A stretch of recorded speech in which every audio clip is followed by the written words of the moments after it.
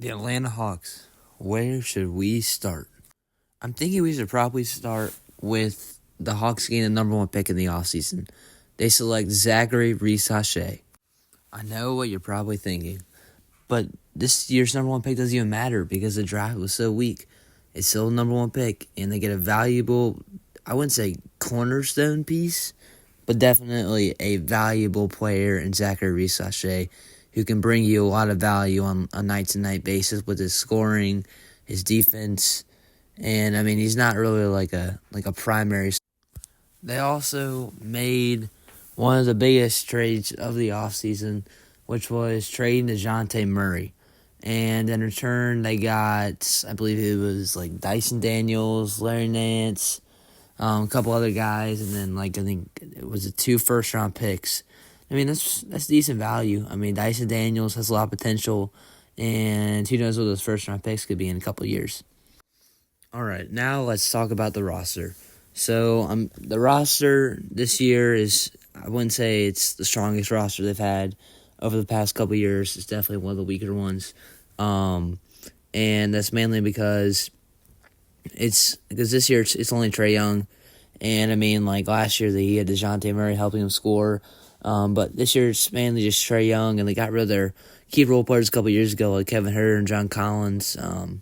I mean, their role players around them have kind of deteriorated a little bit ever since that Eastern Conference Finals run, which many people say was a fluke. So, all right, I mean, I know I've been negative, but now it's time to be a little more positive. So, I got a couple of bright spots. I mean, I already said it. They got the number one pick. They got Zachary Reese-Hache, but they also have Jalen Johnson, who's emerging as a perennial young star in this league.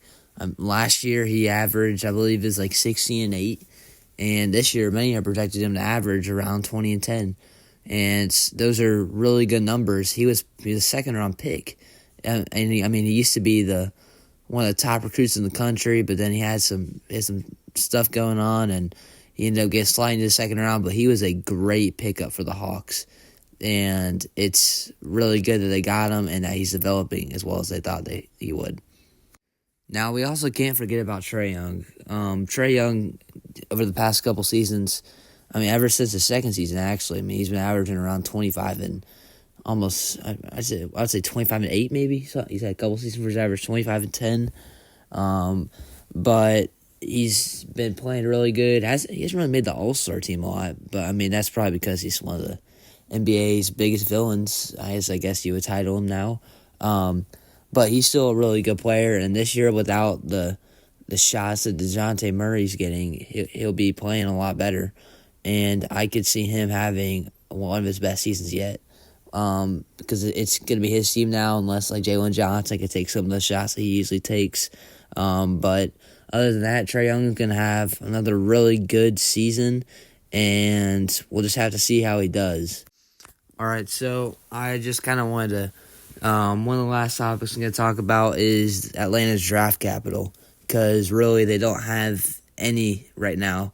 They did get the New Orleans picks or the 2 picks over the next couple of years, and those are going to be valuable if Zion is getting injured for them and if it doesn't pan out or whatever, and this could be valuable.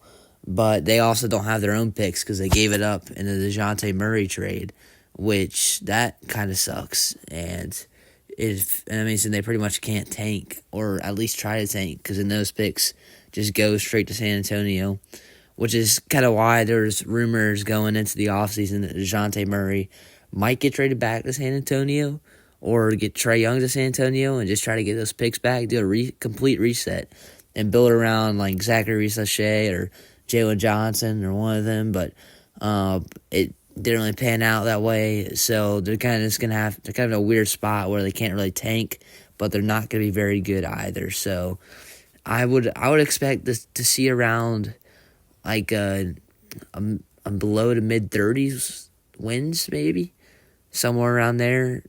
I don't think they'll get into the 20s. I don't think they'll be that bad, but I don't really see them making like a push for like the play-in or anything. Especially since the Eastern Conference has gotten a lot better over the last couple years. The West has been the dominant force, but the East is slowly getting better. I mean, they got Dame last year. They got the Celtics God Squad last year. And Celtics kind of just retained all their pieces. So, I mean, they're going to be as good as ever. And, I mean, also, you got the Knicks, who are looking like a juggernaut, which I'll talk about in a later video. And we also got, I think, Philadelphia. They got Paul George. I mean, those are some key teams that could definitely push the Celtics to their limits and push any of the West teams. And it's gonna be a very top heavy East. And I mean, I could see that the bottom of the East kind of being like it has been the past couple of years with par 500 teams making it into the playoffs. But that's just kind of how it is in the East right now. So it's there's a chance maybe that they make the play-in and maybe possibly the playoffs, but I just don't really see it happening because they're just not a good enough team.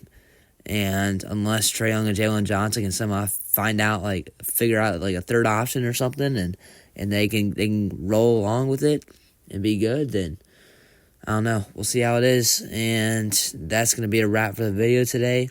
I hope you all enjoyed, and I will see you in the next one. And also, one more thing I wanted to mention is that I will be making videos on every single team of the off season. So don't forget to tune into those. And yeah, see you later.